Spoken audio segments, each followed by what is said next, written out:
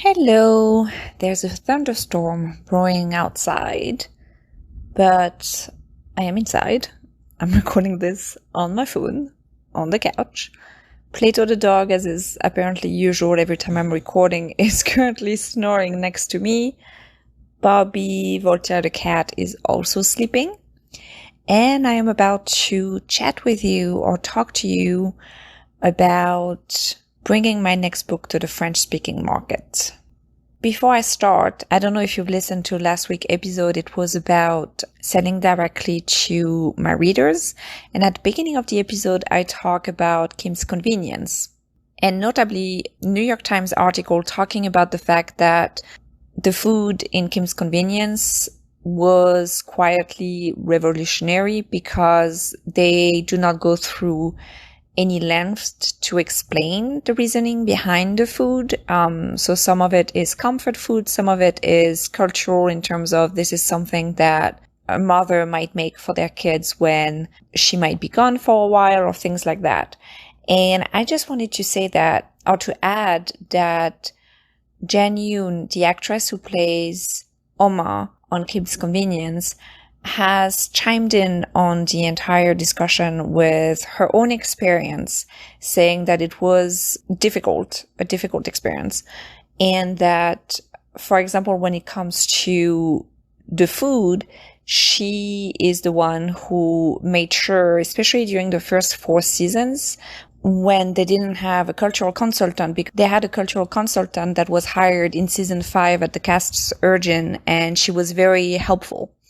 And otherwise, she had been the one who corrected or gave input on the food, because otherwise that bit may have actually been not as research and not as authentic. I just wanted to add that because I had mentioned last week about, how the food played a big role in the show, and now finding out that the actress who played Umma had a big role in making sure that this was actually authentic. So today I am explaining the steps I'm taking to bring The Leftover Bride to French-speaking readers and what I've learned about my own data points over the years when it comes to the French-speaking market. I'm also talking about making progress in my revision of The Leftover Bride, which again comes out on August 18th, and it's already available for pre-order for only 99 cents on all e-retailers. So I've started selling translations of my novels in French. So the French editions of my novel, I started in March 2016 with the French version of A Summer Like No Other and N'était pas comme les autres.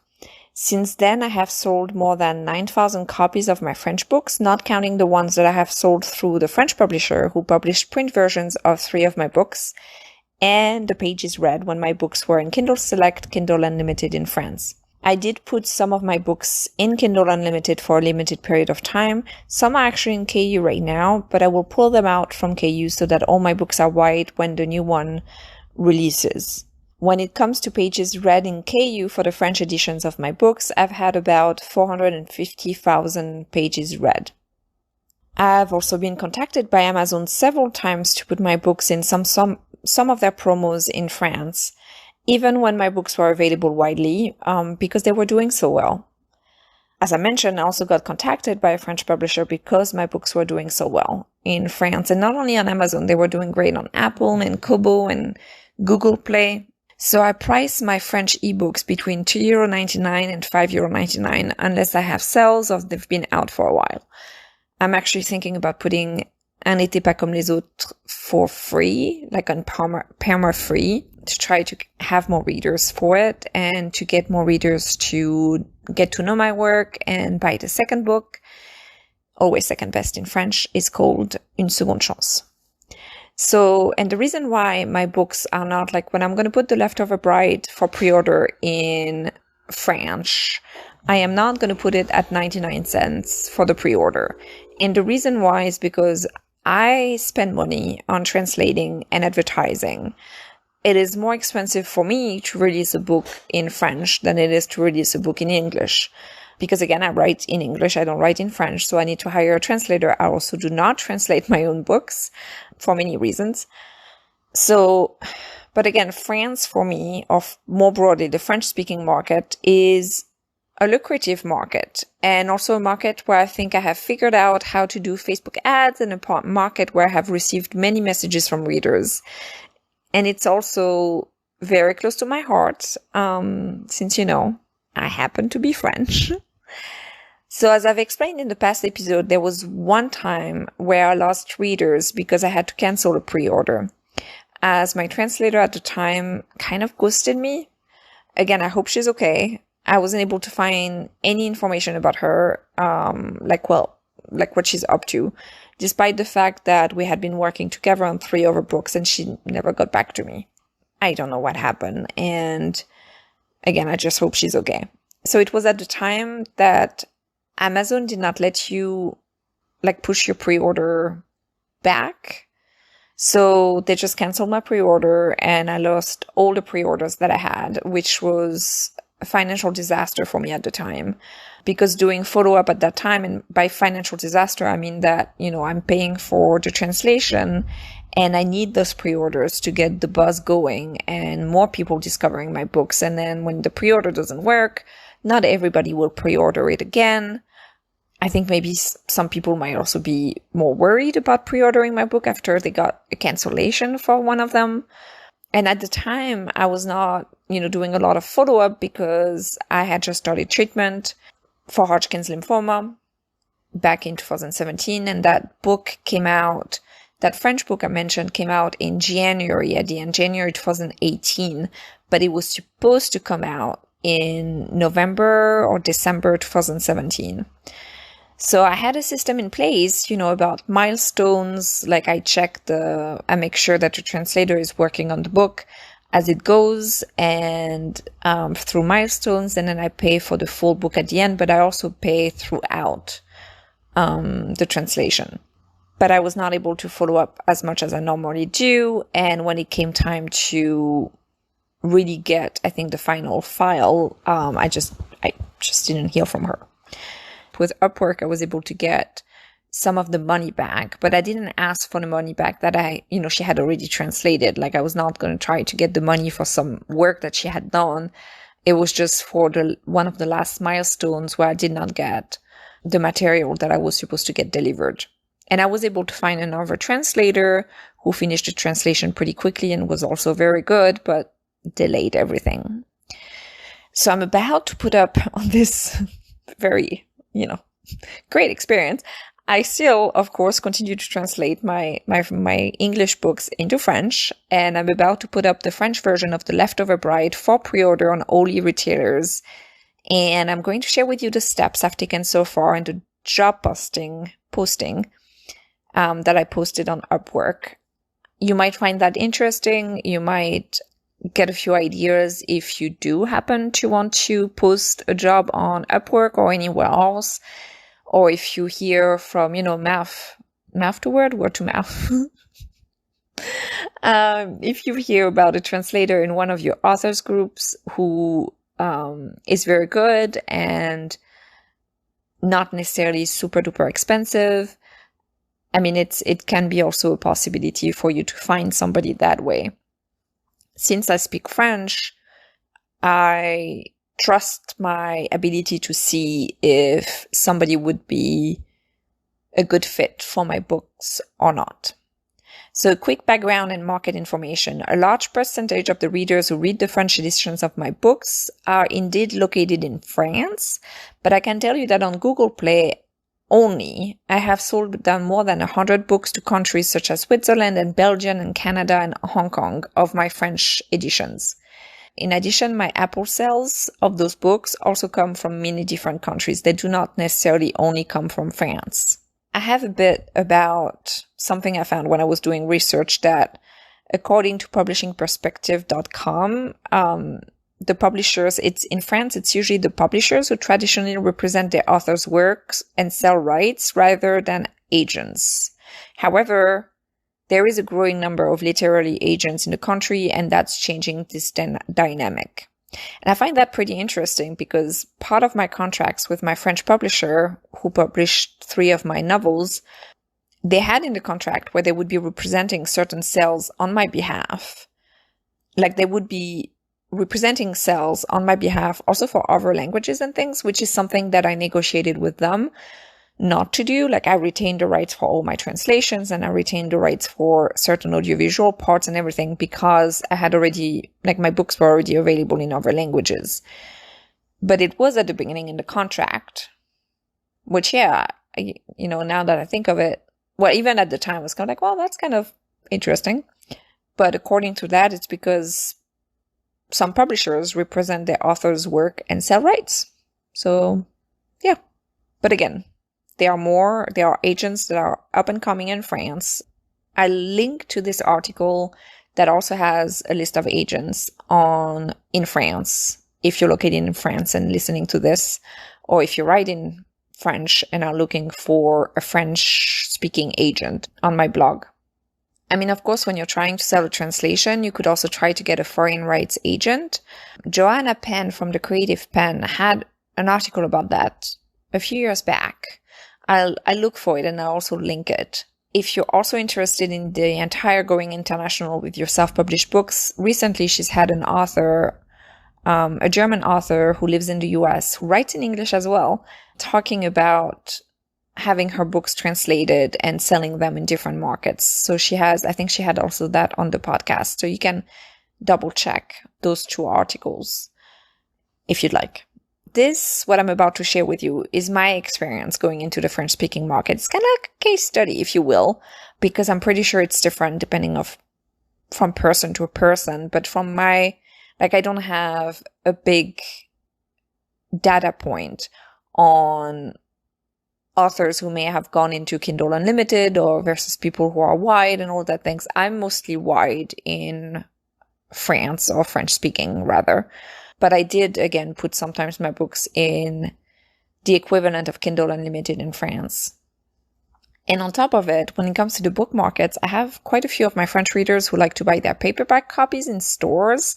And so having the publisher really helped me get into the stores, get into the libraries, like into the grocery stores. Like, they were so cool. I saw my books in grocery stores. And when I was at the university in France, I used to be a cashier. I worked part-time as a cashier at Cora, which is a big chain of grocery store. And then you have like clothes in it. It's not a Target because they're definitely a lot more food.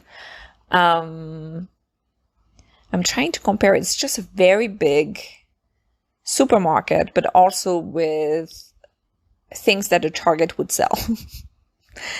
And I worked as a cashier there, as I said, part-time when I was going to the university in France. And my books actually were in Cora, for example. They were in Leclerc. They were in a lot of different places. And just saying that, I'm still smiling. So, I mean, it was awesome. But I know it's also feasible to maybe not be in the stores, but for readers to be able, like I was also at La Fnac. Okay, anyways, it's feasible for authors to have their books available in the catalog, like their paperback books available in the catalog of those stores like Cultura, La Fnac, and others through third parties that are similar to Draft to Digital, like who also does print now. But I just double check. I have books that are available on Draft to Digital print, and they're not available in Cultura, for example, in France. So I want to double check some of those avenues to make my paperback available in widely. Because when I run Facebook ads, I've come across people who ask me, hey, I want to buy a paperback. Is it available anywhere else than Amazon in France? I've got that question several times. I need to look into that. I will research more and will circle back and let you know. Not in this episode, but in another one. So when it comes to ebooks, Amazon.fr, which is like Amazon France, is of course an important player, but it's not the only player. So I did a little bit of data analysis. Dear husband of mine, if you're listening to this, yes, I did data analysis, which I really need to do more often. It's one of the things I need to work more on. I know. So if I look at where do I sell the French editions of my ebooks, like what stores, what e-retailers are the retailers or the e-retailers where I sell most of my ebooks. So Amazon is 65%. 65% of my ebooks are sold through Amazon.fr. Then I have 16% on Apple, 10% on Google Play, 9% on Kobo. That's 35% of my books are sold outside of Amazon.fr. So that's pretty, I think that's quite a bit. When it comes to the revenue channels for the French editions of my ebooks, it's 67% comes from Amazon.fr. And for that, I also added the Kindle Unlimited revenues, because it's hard to do, where do you sell your books when it's a unit that's being sold, unless I do like how many pages is one unit, but also like that changes, it's just more complicated. So for the revenues, I included when my books were in Kindle Select, Kindle Unlimited. And then in that case, it was 67% of the revenue came from Amazon. And then basically almost a third of my revenue came outside of Amazon. And once the market is even more, like at any level, a third of your revenue coming outside of Amazon for me is it's quite significant. And I again need to check, I think it's called Book Elise. There are more possibilities to get my books, in libraries and other places where physical books are sold, to see how much more revenue I can get that way. There are no all-star bonuses in Kindle Unlimited for France. Like there are Kindle Unlimited bonuses, if you're like one of the author who sells the most, or not who sells, but who has more pages read in certain countries, you get a bonus. It's called KDP Select All Stars. And you have KDP Select All Star bonuses by marketplace. And again, that's your book for that needs to be in KDP Select, which means in Kindle Unlimited. And this is each month they reward all-star bonuses to books and authors that are read the most in Kindle Unlimited. And the KDP Select All-Star bonus by marketplace is Amazon.com, Amazon.co.uk, and Amazon.de. There is no bonuses in the French marketplace. So I don't know if that means that it's not as like Kindle Unlimited is not as successful in France as it is in Germany. I had mentioned in the past that I remember they had to change their names because it's technically not unlimited. I think that was one of the things, because it's 10 books at a time, and then you have to return one to be able to get another one or something.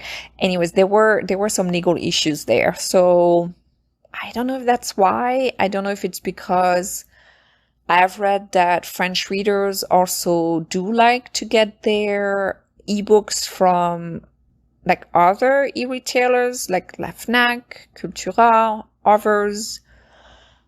I don't know. But I'll keep on reading about it.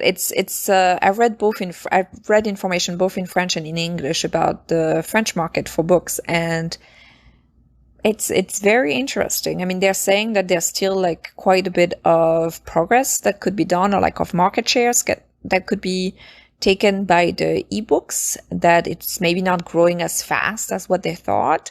But romances, for example, usually do very well in France. So I'm crossing my fingers that The Leftover Bride, which is a romance and a rom-com, will get a lot of pre-orders and a lot of readers.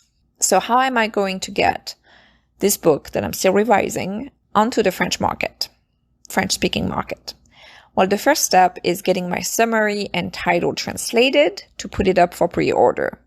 So I contacted the translator of my latest books, Sophie Troff, who is amazing and talented and just wonderful. But she's currently very busy with other projects and very exciting projects, and I'm very happy for her. But that does mean I had to find someone to translate my book, including the summary and title. So I have been very, very lucky in the past to work with amazing translators over the years. Edith Girval, she translated The Summer Like No Other and Always Second Best. Anne-Sophie Bigot, who translated Love in B Minor and Fear Me Not, and Béranger Viau-Pinot, who translated See Me Not, and Sophie Troff, who translated 1, 2, 3 and Trust Me Not. And I actually translated One Dream Only, the prequel novella to 1, 2, 3, but it had to be proofread by my brother-in-law, Pascal Trott, and my translator, Edith Girval. Hence why I do not translate my own books in French, because there's a lot of proofreading that needs to happen afterwards. And it takes a lot of time. So I'm planning the release of the French edition of The Leftover Bride end of November, right on time for the holiday season. And I have put up a project on Upwork and received more than a dozen proposals. The job was solely at this stage for the translation of the summary and title. I could have tried to use DeepL, which is DEEPL, and translated it via the machine, and then I could have proofread it myself and then hired someone to proofread my proofread. But I kind of wanted someone to actually do the translation for that summary, and I figured this was time that I could be spending doing something else. So here's the job posting I wrote. I need a native French speaker, fluent or bilingual in English, to translate the book description and title, about 450 words, from English to French, European French. The title is The Leftover Bride, which I honestly have no idea how to translate or if I should change it in French. The book, I added that right now. The book is a rom-com. You need to be familiar with American movie references. For example, how would you translate Hallmark Channel for it to make sense in French? And the deadline is 72 hours after acceptance of the contract. I need someone who has experience translating, ideally experience translating novels, who is an avid reader and ideally loves watching rom-coms. The full novel will be available for translation beginning of August, and if you are available at that time and interested, you will get invited to the job. Thank you. Merci beaucoup. As part of the job screening process, I have 3 different questions. One is in French, actually 2 are in French. Quel est le dernier livre que vous avez lu? Which means, what is the last book you've read? And then another one is, quelle est votre expérience en traduction littéraire? Si vous n'avez pas d'expérience, expliquez-moi vos qualifications pour ce travail particulier. Which means, what is your experience in literary translation? If you do not have any experience, please explain your qualifications for this particular job. And then I have a question in English. What is the latest rom-com you have watched? So this one was an open project, meaning all of Upwork users could apply. For the actual novel, if the freelancer translator I have hired for this particular job isn't available or doesn't work for any other reasons, I will be sending invites to some of the translators who have replied to this particular job offer I had and were not selected, but I felt that their profile could fit. I look at their credentials, I look at their answers. Some of them have a lot of experience translating novels. Some of them do not, but are avid readers and are trained translators and want to get their foot into literary translations. I'm very happy that I found someone to work with for the summary, and it took me a couple of hours to find a translator. I invited a few, and as I said, I received proposals from other translators. For the full novel, I can either do a closed job posting, which is what I'm probably going to do for that one, which means that then I invite translators that I search through on Upwork and also people that I may, have interacted with for this particular job. Or I might do a translation test, meaning like they would have to translate 500 words, they would get paid for it. And then I would choose based on those 500 words who I would work with. For this particular summary and title, I will pay about $35. The work itself is $30, but I usually add a bonus to make sure that I'm the one who pays the Upwork fee and not the freelancer. I also work as a freelancer. I was doing that before too, but now I also work as a freelancer on Upwork, and my hourly rate goes way down at the beginning because of the Upwork fee. So when it comes to the full book, I usually invest between $950 to $1,250 for translations, not counting bonuses that I do add pretty much as I go, again, for the Upwork fee. And it depends on the length of the book. My novella and short story were much cheaper, of course. But what I do, if the book sells very well, I also offer a bonus to the translator. So in addition, for my French translations, I also add the name of the translator on the cover. And again, while I've been living out of France for almost half my life, I am French and I am fluent in French. My family, if you're listening to this, I am still fluent in French. I do make mistakes from time to time, then, they make fun of me. But I'm also able to ask my family and friends to double check certain sentences if I feel like they're not entirely working. I do not hire a proofreader for my French books. Once they're translated, I usually go through them and double check. But I do hire a proofreader for other languages, the ones that I don't speak. So what are the next steps for Plato is currently nesting? If you have a dog, does your dog do that? Like nest? He's currently making himself a little nest with his paws. Anyways. So once I have the summary and title, I will adjust the cover with the French version and will put it up for pre-order. When it comes to the pre-order, I need to keep in mind that I do hire a translator for this novel and need to ensure I price it so that I start getting my money back with the first book. For some of my books, I recouped my investment with the pre-orders. It hasn't happened that I recouped the pre-orders, like my investment, with my latest books. It came later. And I do think, again, that having had this pre-order that got cancelled may have played a role in that. So I will keep you updated also on what I need to do afterwards for this particular version of The Leftover Bride, both for the ebook and the paperback, as I check into Book Ellis and find ways to have the paperback version available on websites such as Cultura, La FNAC, and the libraries and bookstores and everything. If you have any questions about the entire process, do not hesitate to let me know. You can email me at author@elodinovodatsky@gmail.com. It's spelled NOWOD as dog AZKIJ. You can also go on my website, www.elodinovodatsky.com, leave a comment on the latest blog post or any blog post, and I will answer your question. You can also, of course, leave a voicemail. There's a link in the profile for you to do that. There's a link in the show's description for you to do that. All right. Now, what did I struggle with and what made me smile this week in terms of writing and publishing and self-publishing? So I struggled with formatting. I'm formatting a new bilingual book, the second part of the Always Second Best Eine Zweite Chance bilingual edition, English-German. And for some reason, some of the Word document gets all wonky for no particular reason. Like the font changes and the heading doesn't take, it's not showing up in the navigation panel, or I need to change some of the formatting. It's frustrating. I'm almost done with it, but it was frustrating. And I have no idea why. I think it's maybe because the fonts in the document itself may be different than the regular documents. I don't know. I also need to find a new system to save my files because I did spend 20 minutes working on one document yesterday before realizing that it was not the latest one that I had saved. So I was also frustrating, but kind of my own fault. And that's going to be one of my projects. I know I'm not the only one. I cannot be the only one who has documents with the names Final, Final 2, Final Updated 3, Final 2, and then some with dates.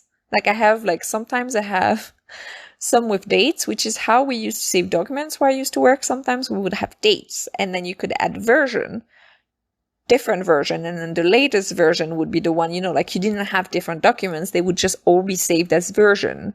But it's not the case when I'm like saving a document and just renaming it. They're not all just going under, as like the latest version. It doesn't work that way.